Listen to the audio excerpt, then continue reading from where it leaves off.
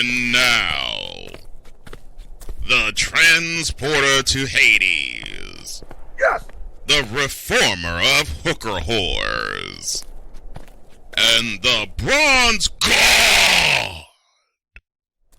The one, the only, the legendary Chris Bay.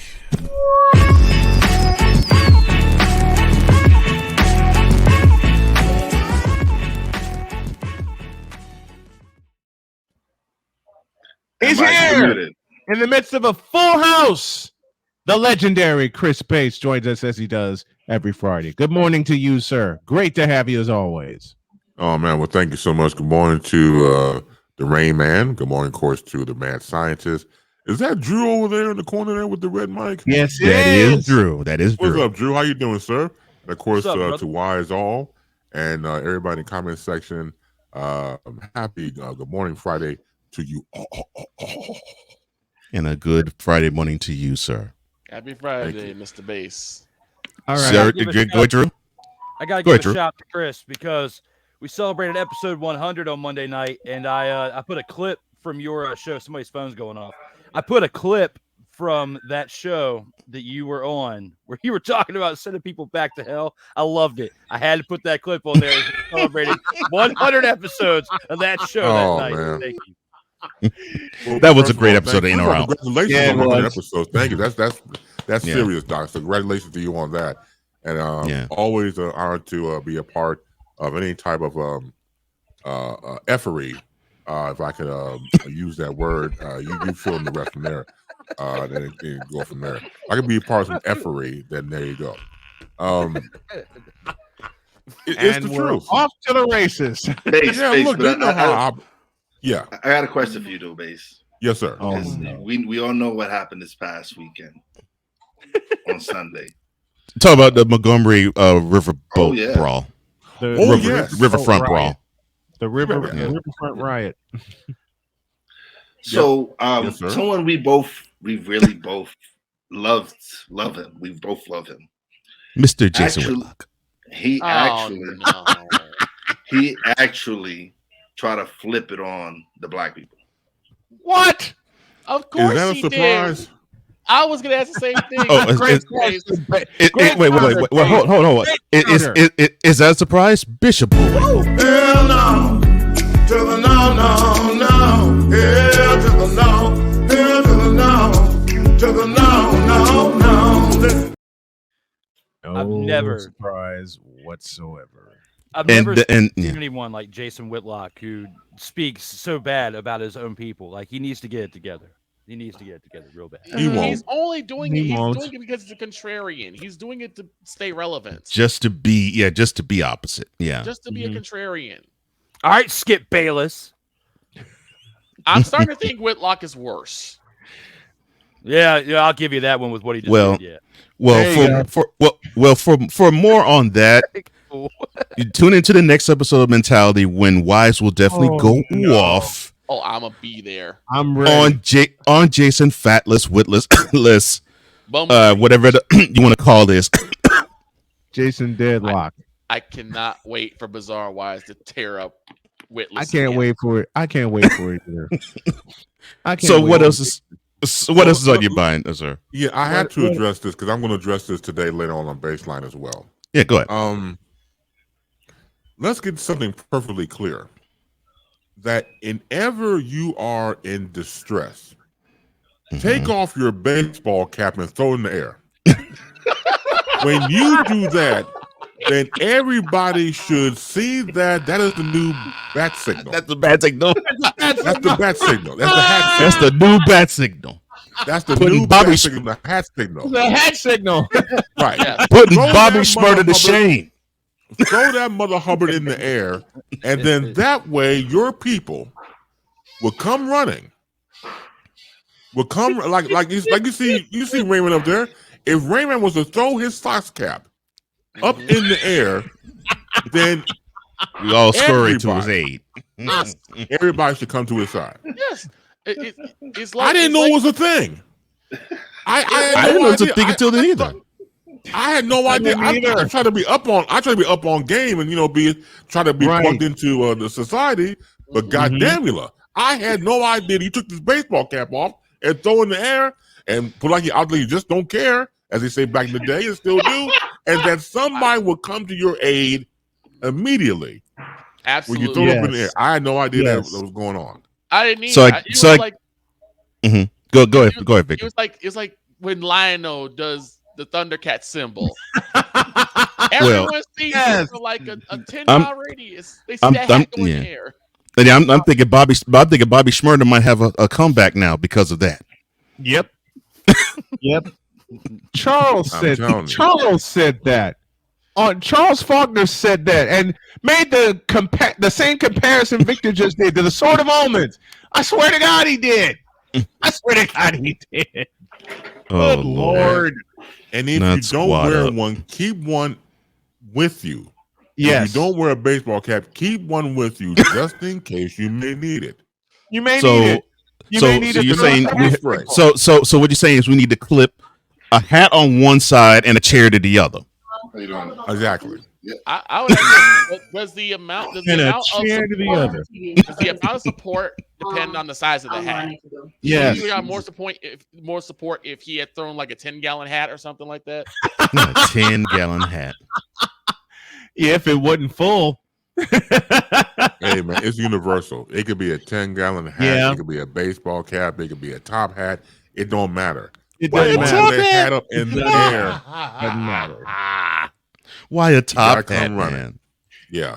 Oh, well, my. you know how they tossed top hats back in the day. Well, that's true. Man, look, granted, there was a dance floor involved. And I mean it sincerely, and I don't mean to offend anybody, but if I offend you, then I'm sorry these things happen.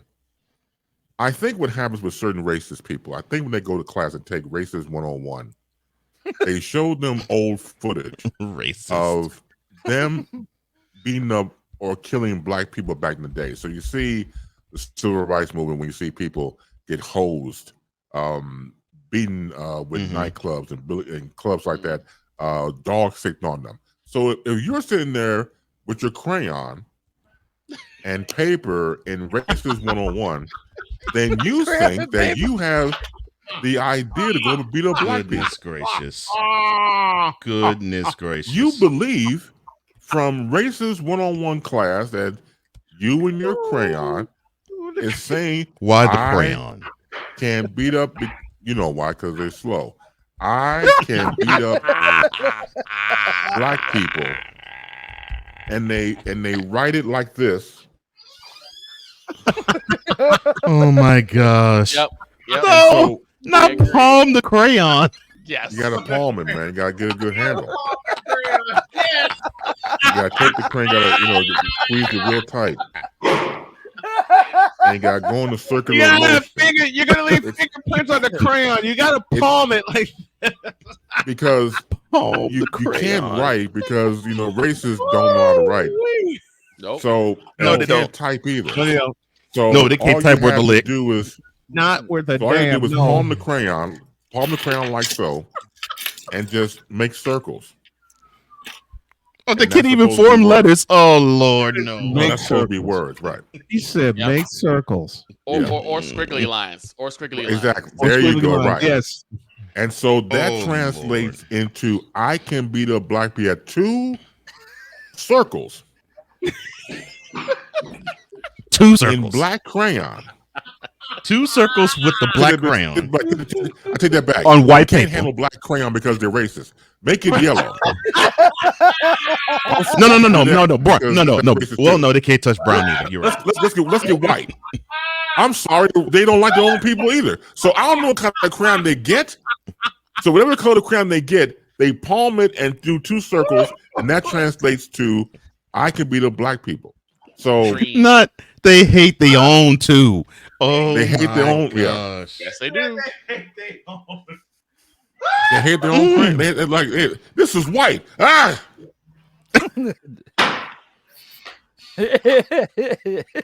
So whatever crayon they get, let them palm it. I mean, it could be mauve at this point, color wise. You get 64. Not mauve. Oh, right. Mauve, Pewter. Okay. Oh It's Lord. like, excuse me, I don't know anybody that looks mauve, so I'll go on and do that. If everyone in this on this panel ever had the 64 box of crayons, there was mauve in there. Yep. There was pewter in there. Magenta. There were 4 little boxes Chartreuse. inside this 64 box of crayons. Crayons, 64 right. colors. Right. 64 You had colors mauve, crayons. you had Rasputia. I don't know whatever kind they had, but that actually exists. Yeah, chartreuse. Oh, Chartreuse. Right, there you go. And I used to date a girl named Chartreuse. Anyway, that's beside the point. That's what I was about to you ask. get Are the people crayon. naming their kids based on crayon names? Man, look, don't Yes. talk with black people. I love Yes. my people, but They're named off of crayons, named after cars, named after restaurants. They've named them after drinks. Aquafina. They've named them after drinks. I have actually known of a girl that was named Alizé. Stop all it. because the mother heard "How Do You Want It" from Tupac and said, "Oh, that's a hot name to name my daughter."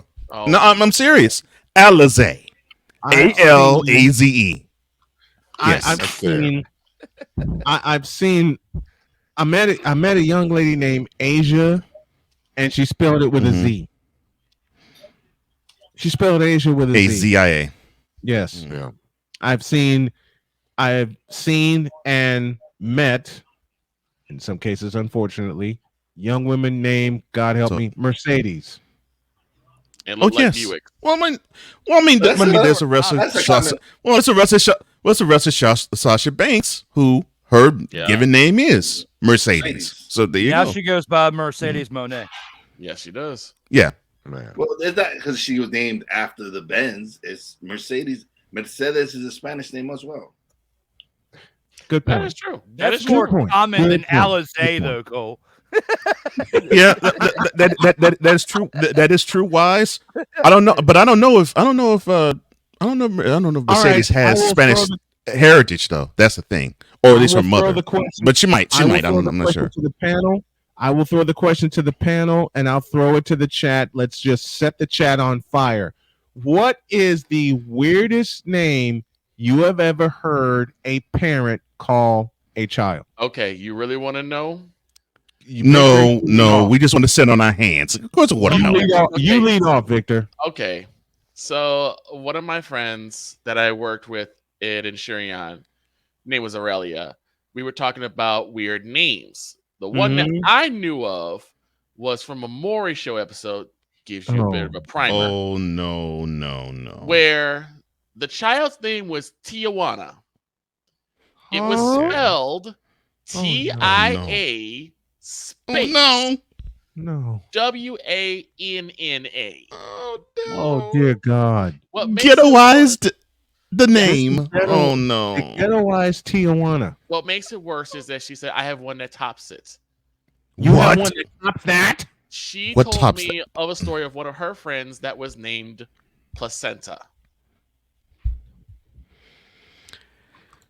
Yes. And that concludes today's episode of Snowman the Mormon Cole Johnson. I hope you enjoyed this episode because we now have babies that are named Placenta. Yes. Oh, Lord. Because she heard how beautiful that word was. She said, I want my child to be named that. But you know what gets me is that the last name combined. So like Placenta Johnson.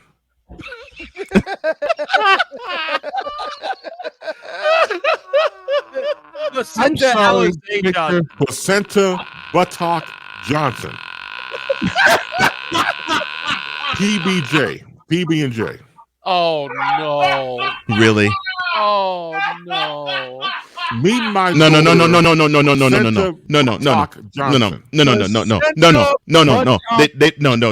They would do something even worse. They'd be like Placenta Butterfly Johnson. Yes.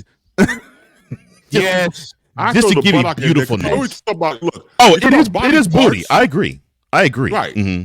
Booty. I mean, you might as well call him booty at the same time. So there you go. It could be booty. And you have to say it that way because you ruin the whole name. This is my daughter, Placenta Booty Johnson.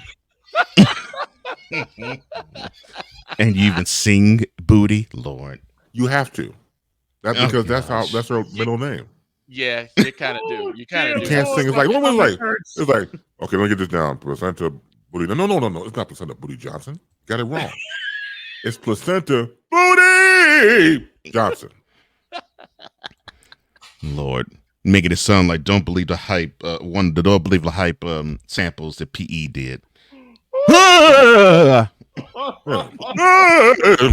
Don't believe the hype.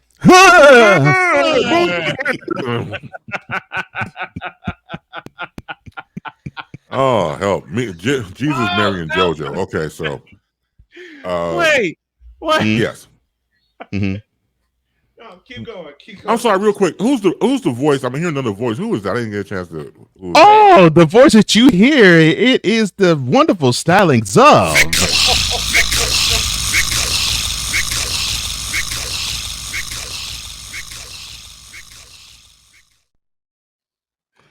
That's a hell of an intro. I ain't gonna say all that. What's up, Vic? How you doing, Mr. Bates? In case y'all didn't know, my executive producer, whom I love very dearly, sometimes is an idiot to come up with stuff like this, and now it's stuck. It wasn't supposed to. Cole confessed to me that wasn't supposed to stick. No, but you all loved it. You all loved it, so I was like, okay. You all asked for it. Guilty as charged. Because sometimes when I call Victor on the phone, that's the first thing I say to him, and he goes, "Not you too." Yeah, it's true. When the first day you debuted it, Cole, or your alter ego Ray debuted it, I went to the store.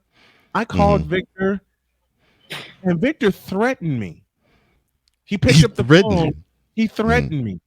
Okay. He said, "If you say Vickala one more time, I don't care where in Indiana you are."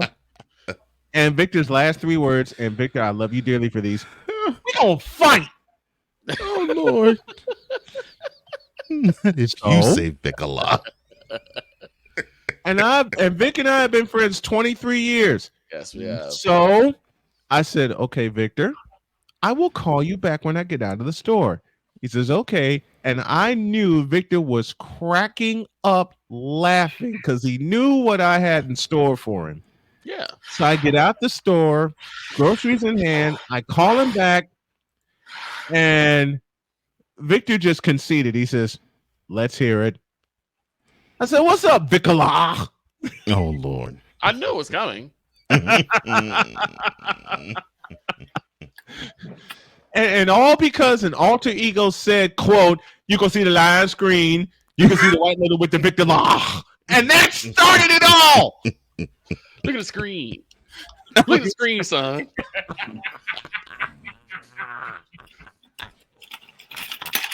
I'm waiting for Bass to bust that phrase out one day. And that was not scripted. That wasn't the end of it either, because then when we did mentality, it just yeah, he invokes it. I didn't say it, he invokes it. I said, Vickala, you're right. Bizarro Wise does come out, and it's because of people. Yeah, certain people. And it was actually talking about Jason Whitlock in the midst of it. Episode. It was the Jason Whitlock episode, and Wise was just in the process of going off. And he went off further when he said, "You're right, Vickala." I'm like, oh Lord, Vickala, you're right. And I'm like, why? Cole fell out of his seat, or because I wouldn't expect that. In the immortal words of Larry Munson, "I think I just broke my chair." That's what Cole was saying when Wise invoked Vickala in the conversation. I thought Cole was gonna fall out of his chair. He did fall out of his chair. I think I eventually did, but yes. But some of the names that we all have heard just make you cast an eye and go, "What?" True. Well, like for example, when I was growing up, you always hang around your friends, and certain friends just have these certain nicknames that you know the origin story where they get a nickname from. Like we would tease somebody if we were playing basketball and you couldn't play, you'd be in the poo butt league. Yes, that's what we used to call people at one point. And then there was a guy I used to name heard Pooh that Butt. in a minute. Now, Pooh Butt, think about this. That means crap. Pooh means Basically. crap. We only know what a behind is. And so that means you stink. I wouldn't want that nickname at all, period. Especially going back to the fact that we talked about body parts earlier with the butt and everything else, Jackson and stuff like that. And we don't want that. So to have a nickname about a butt that stinks, that's not cool. Now, there's always a junior. No matter where you go in the United States or beyond, there's always a junior or junior, as I used to call them. There's always a junior. Mercy. No, not so but junior. that was a popular nickname at one point. I remember there's one guy when we used to play ball, and about 2 summers straight, he always chose this guy that couldn't play, and I couldn't understand why.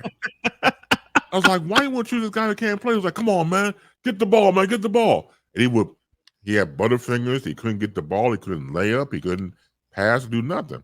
So, but every time we had to choose up sides, a 5-on-5, he always got this dude. So I remember the second summer we were playing, I was like, why you get this dude? Oh, man, he's my cousin, man. Doggone. He was bound by being a relative. So he's like, man, that's my auntie. That's my auntie's son, man. I got to look after him. That's the reason why. He couldn't play for crap. God love him. God bless his ministries, but he couldn't play.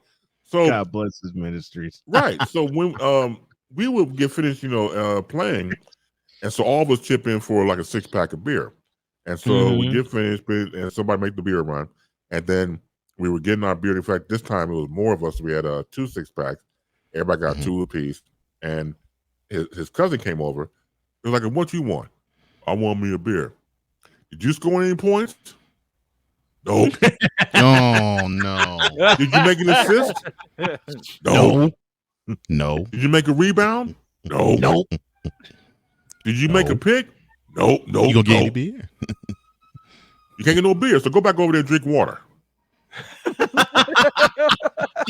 He saunters back to the water fountain to drink water. It was like a scene out of like going back to watching those those times we see white and colored. Yes. Yeah. Right. Yes. He went to the colored one, and it was you almost have to kiss the faucet that's the water out. Yep. Just to even get a trickle. Yeah. Just get a trinket of water. Yeah. Oh, exactly. Lord. That's exactly what happened. So no, he did not deserve any beer. But it dawned on me after that second summer why he kept picking him. Oh man, that's my cousin. So he had no other choice. Come on, man, pick. Dude couldn't pick. I used to love him trying to stick me because he couldn't play defense. He couldn't play defense at all. Right. Oh man, that was great. But I didn't. Yeah. Hey man, did you rebound? Nope. Nope. Score any points? Nope. Nope. Set a pick? Nope. No. Go back over there and drink water. At least in the times I played, I knew the pick and roll and knew what my role was. Yeah. I set a pick and then I go crash the boards. Yeah, that was me. That was me. And I pitched in and I pitched in to get the beer and in some cases beer and pizza. So there was pizza like Victor, there were pizza joints all up and down 111th Street. Absolutely. Before they all crashed and burned. Had a couple of game systems right there. There's one place. We'll leave y'all with this since we're talking about food. There's one place that I remember oh so well that the first time I tried it, I had to go in there every week. It's a place on 111th Street called Home of the Hoagie. And I think Man, it might still be there. They had every hoagie you can think of. And I wondered why whenever I drove by that place, there was a line out the door and around the block. Then I had one, and all my questions were answered.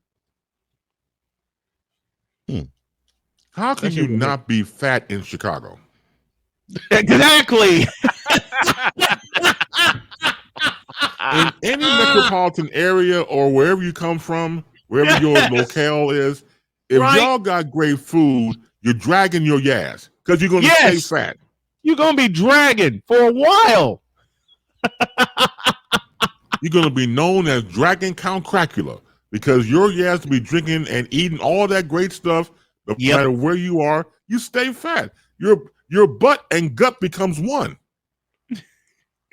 It's gut talk. Gut talk. Gut talk. It's gut talk. Your butt and gut becomes one. I'm looking forward to Labor Day weekend when I get to live out a promise and take my wife to Chicago, because the only time we went there was when my mom, rest her soul, passed away, and we didn't get a chance to go have any deep dish pizza or anything like that. We just got there. I said my goodbye. I got in the car and I looked at Jody and we were like, let's get the hell out of here. And we peeled out. Now, with this chance I have September 2nd to call a game at Soldier Field, knowing food's going to be there, knowing I have to spoil my wife, and I will, with some deep dish pizza. Oh boy. The goodie bags that we're going to bring back are going to be all so real. It's a beautiful thing. That's the game that we have, and y'all will hear it live inside the Snowman Broadcast Center and on Snowman Multimedia Sports, September 2nd, 2 p.m. Eastern Time with a pregame and 4 p.m. with the kickoff. And every part of this, every member of this crew has a big part of this. And we are in the process of shopping for sponsors right now. So if you want to climb on board, drop an email to snowmanmultimedia@gmail.com. Our time is up. Bass, love you, brother, as always. Bringing the fire and bringing the laughter. We love you. Thanks for coming on as always. Always letting me be myself again. Thank you so much, gentlemen. Thanks to everybody in the chat room. Have a fantastic weekend, and I will talk to you next week. Yes, sir. Ladies and gentlemen, Sly Stone Bass has left the building. And now, the transporter to Hades, the reformer of hooker whores, and the bronze god, the one, the only, the legendary Chris Bay.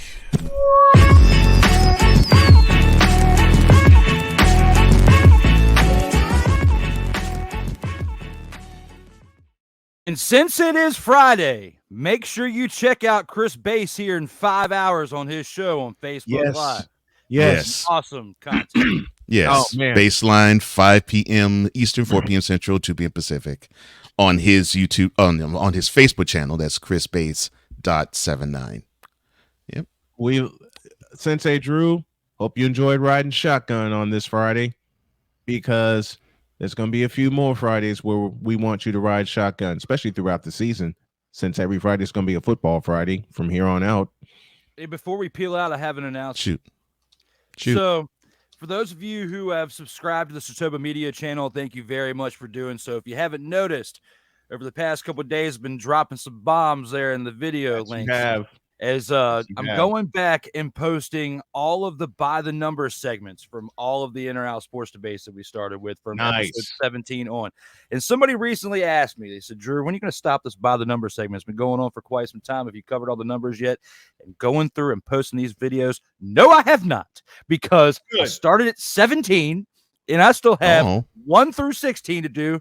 And I skipped 20 and 23 because, well, 23, it's kind of hard to argue who the greatest of all time is to wear 23. To wear 23, yes.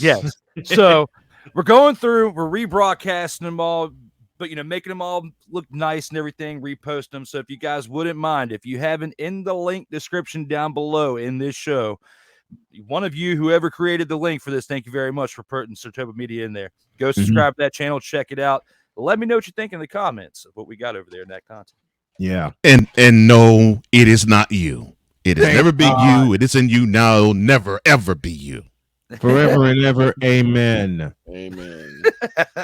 Have a great weekend. God bless. Remember to make your next move your best move. And always remember, if your dreams don't scare you, then they're simply not big enough.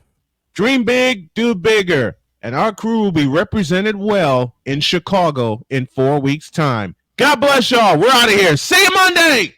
See ya.